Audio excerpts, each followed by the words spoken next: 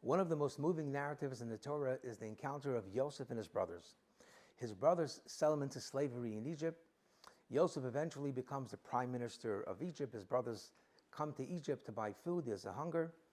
And Yosef sees his youngest brother Benjamin, and he orders his silver goblet to be placed in Benjamin's bag, and then accuses him as a thief. He then tells all the brothers, you all go back to Canaan to your father, and Benjamin stays with me as my slave.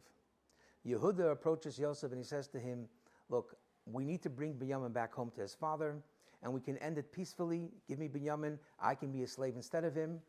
And if not, I'm willing to go to war. And then Yehuda adds, because I, your servant, assumed responsibility for this lad to bring him back to his father. And therefore, since I promised my father, I need to bring him back. But the question is, Yehuda was no longer responsible to keep his promise to his father, because now there was a new development. Benjamin was accused of theft from the prime minister of Egypt, and now he's put into prison. So Yehuda didn't take responsibility for this new episode.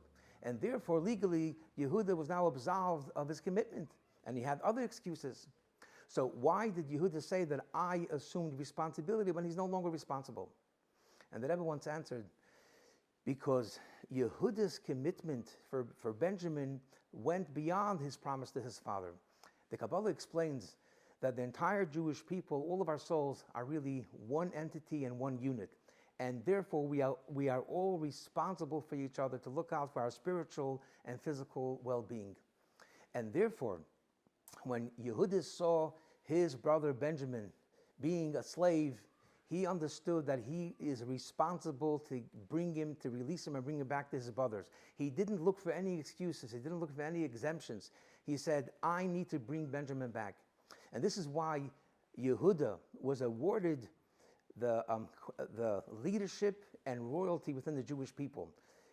His descendants, King David and the David dynasty, were the kings of the Jewish people until the last king, Mashiach, are all descendants of Yehuda, because Yehuda demonstrated the quality of leadership and royalty, that you take responsibility for your people and you don't pass the buck to anyone else, and you get the job done. That's a leader. And this is a lesson for each and every one of us. We all need to be like Yehuda. We need to be there for each other. And if you see a lad, you see a child that is lacking physical things or is spiritually enslaved and needs to have a good Jewish education, we have to assume responsibility and not say, well, it's not my problem. We have to be like Yehuda and be responsible and help each other, because we are all truly one. And we always have to remember the words of Yehuda, because your servant assumed responsibility for the lad to return him back to his father.